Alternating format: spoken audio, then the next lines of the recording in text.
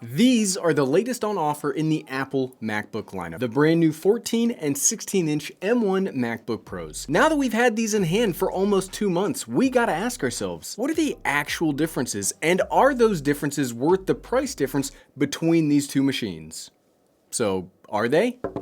Let's find out. And while we're finding out, I'd like to thank today's sponsor, Squarespace. What's up, everyone? I'm the Everyday Dad, and if I can figure it out, you can figure it out. I'm actually kind of shocked that we hadn't made this video yet. I thought we'd already done it, but someone in the comments asked me if I could compare these two, and I actually had to go back and check, because I could have swore we already did this, but we hadn't, so here we go. Honestly, there isn't that much different between these two laptops, and I do want to take this second to applaud Apple for really not holding anything back on the smaller machine when they could have absolutely held all of the good stuff for the more expensive chassis. That's not to say there aren't any differences, because there are some or we wouldn't have this video, and we will go into what I found as we go along. I'm just actually impressed at how few there really ends up being. First up, the main difference that I want to explore today is the price to component difference on the two laptops, and to really figure that out, let's talk pricing and spec layouts. The MacBook Pro 14 is the single most configurable computer that I think I've ever seen from Apple. You get a very wide range of options, starting off with the base model version with the 8-core M1 Pro processor, 14-core GPU, 16 gigabytes of unified memory,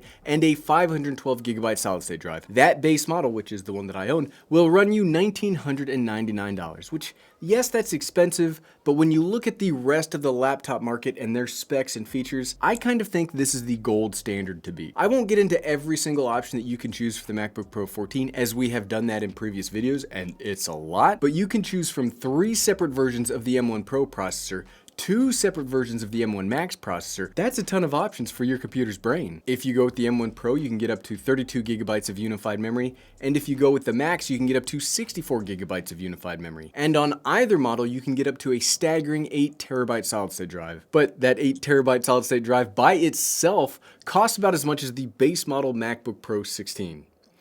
Apple does like to charge a premium for some of these upgrades. And in a unique option for both laptops, for the MacBook Pro 14, if you choose the 8-core M1 Pro processor options, you can choose between a 67-watt charger and a 96-watt charger. If you go with the 10-core options, it will only come with a 96-watt charger. And if we go through every single box and max them all out, the top of the line version of the MacBook Pro 14 will run you $58.99. Over to the big brother. The base model of the MacBook Pro 16 comes in at $24.99, so there's that $500 difference. This has a little less customization than the MacBook Pro 14, so you might actually find yourself paying for specs and powers that you don't really need or want if you start looking at this computer. The absolute lowest end you can go on the processor is the 10-core M1 Pro processor. Obviously, you can also get the 2 M1 Max options as well for that higher price. Everything else is pretty much the exact same compared to the MacBook Pro 14, in that if you want 64 gigabytes of memory, you'll have to pick up one of the M1 Max processors, and you can get that up to an 8 terabyte solid-state drive. One additional note about the 16-inch MacBook Pro is that no matter what model you get, you'll only get a 140-watt power adapter. But it's probably the fastest power adapter that I've ever gotten from Apple. If we spec this all the way up to the top, this will run us $6,099, which is weird because I'm not exactly sure where we did it, but we ended up saving $300 in there somewhere when we compared the base models to the highest end options. Already starting out this video, we've seen that spec-wise, they are essentially the same computer. Same processor, same GPU, same pretty much everything. However, there are some subtle and not so subtle differences that I think would be able to sway somebody either way. First, let's talk the most obvious difference, the size. I mean, look at these things. Even just right here, you can see they're obviously a different size. I mean, it may come as a surprise to you, but a 16-inch computer is bigger than a 14-inch computer. Whew. Dang, folks, that is that hard-hitting analysis that brings you all to the Everyday Dad. Where else could you get such earth-shattering and hard-hitting comparisons? We asked the tough questions here. I couldn't even say it without laughing. Terrible attempts at humor aside, I actually like both of these chassis for different reasons. Yes, both computers have the exact same Liquid Retina XDR display, both have the 1,000,000:1 contrast ratio, both have the 1600 nits max brightness for HDR content, and both have ProMotion fast refresh technology built in, and really surprisingly, both even have the same 254 pixel per inch density compared to each other. The only difference again is the size, but honestly, the size is shockingly different. 14-inch to 16-inch might not sound like a lot or seem like that big of a difference when you're looking at it on paper, but when you start looking right at these two, it's almost like they are two totally different types of displays. The display on the MacBook Pro 14 is awesome for a laptop. You can get everything needed done on it, and I use this computer all the time as my not in the house computer. But I did have to make that qualifier. It's great for a laptop. I would absolutely need to supplement this with an external screen. Maybe that's just me and other folks out there can use a screen like this for longer durations, but I can't. The MacBook Pro 16 screen is awesome, period. It feels like you have an actual computer monitor with you wherever you are, and there is a ton of usable screen real estate to actually get productivity, student, programming, video, whatever kind of work you do, you can easily fit in multiple windows, multiple programs, all sorts of stuff without having to scrunch or really be able to only use one window at a time. Yes, a lot of these computers can do multitasking because it's a computer, but with smaller screens, sometimes it's just not practical. Normally, I use a 32-inch monitor as my primary working from home display, and while the MacBook is half of that, I think this is good enough that I could primarily use it not only while out traveling, but also here in the house. Both screens are great, but the 16-inch screen has one of the best displays that you are ever going to find.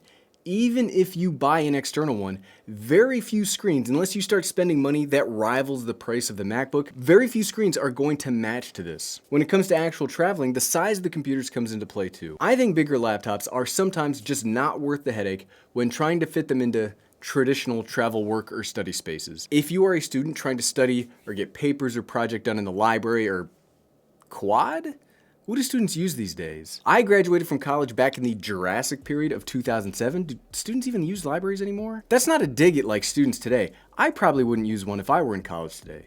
What do you use? But using the computer in a coffee shop library or on a bus or airplane's tray table will be made so much harder with the MacBook Pro 16. Probably not impossible because people do it all the time, but your level of frustration will go up the bigger the laptop you get. I wouldn't want to do it. The MacBook Pro 14 is slightly bigger than the MacBook Air and the MacBook Pro 13. Again, hey, there's that hard-hitting analysis. And those two were the gold standards of what I would consider to be the perfect portable traveling computers. But this is not that much bigger. It's mainly thicker instead of being much bigger compared to them, and I haven't had a problem yet about this computer fitting into places that I need for it to work. I've even used this for my truck's built-in desk with no issues. And yes, my truck actually has a built-in desk. It's pretty cool. Physically carrying around wise, I think the comparison is pretty close. Yes, the 16 is heavier and would be more noticeable in a backpack, but if you were only walking to class or walking from a car into an office, you'll never be able to tell the difference. I've been able to fit this into all of my normal cases and backpacks that carried the MacBook Air and the MacBook Pro 14. If you are into more actually walking places, or if you are on a site carrying around your computer for most of the day, I think that 1.3 extra pounds would be a real big difference, and that would be a very big difference that starts to get old real quickly. As somebody that has traveled hundreds and thousands of miles on foot, ounces do equal pounds when you've got to carry all of your stuff on your back. So I guess look at that too, if you're a person that travels a lot with your feet. Another really big difference between the two are the speakers. The MacBook Pro 14 has perfectly usable and decently sounding options that work very well in every single situation that you could need a good laptop speaker. The audio is crisp, it's clear, you get very decent bass. It's just a good set of speakers. But again, it's good for a laptop. Much like the display, the MacBook Pro 16 has the best speakers you are going to find. They are not only good for a laptop, they are just darn good. I think at certain angles and distances, they sound better than my actual big speakers that I have on my working from home desk. That's through that, if you have X-ray vision and you can see through that wall, you'll see my desk right there. I don't have the audio professional chops to explain this any better, but if you were able to listen to both, you would clearly be able to hear that the bigger speakers are just wonderful. Maybe it's something about the ohms?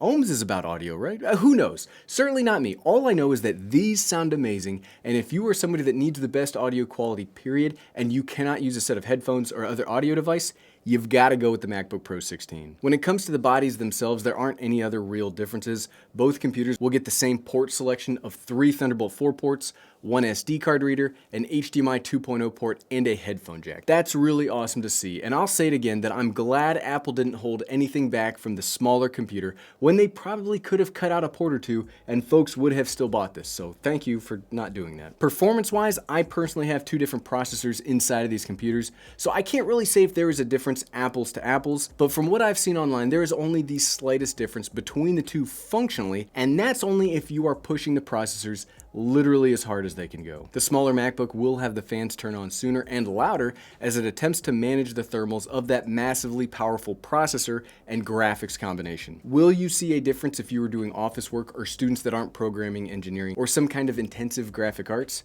Absolutely not. These two will perform very similarly, it's just that the fans will have to work a little bit harder on this one. And both perform very well, by the way. I've not had a thermal issue with either of these computers, and I do not treat them easily. The one major performance difference between them is that the MacBook Pro 16 has an extra power setting called high power mode. This provides more power to the computer to allow for higher intensity tasks. It does come with the warning of louder fan noise and a warmer running computer, so if you do want to use that and you do buy this computer for that, you'll have to keep that in mind. Again, like I said about the differences between the computers already, you'll only notice the functional difference between standard mode and high power mode if you are running the edge of what these computers are capable of. Look, I do a lot of rough stuff on this. I play games on these and I do video editing on both of these, and I'm not even close to maxing them out, and I've not seen that big of a difference between the regular mode and the high power mode. But at the end of the day, so what, right? Neither of these are a bad computer, and you can essentially get the same function out of both. Either of these would work from a working from home perspective,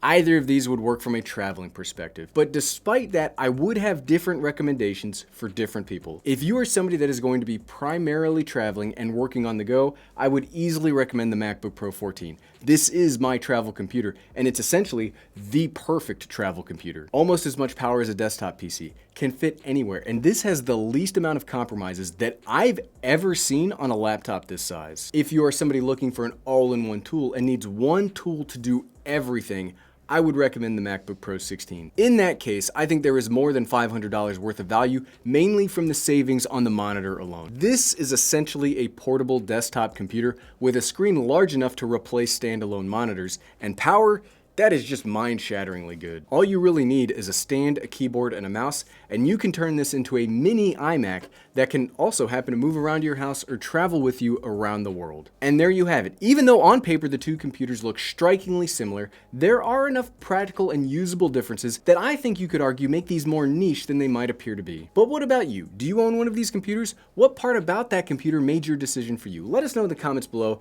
because without those comments, we would not have this video today. Today's sponsor, Squarespace. You can create your own very beautiful website. Squarespace is the all-in-one platform to build a professional website, online store, or portfolio. It's so easy to claim a domain/URL, create a custom site that matches your style, and brings your ideas to life. Head on over to squarespace.com for a free trial, and when you're ready to launch, head on over to squarespace.com/everydaydad to save 10% off your first purchase of a website or domain. And thank you for watching.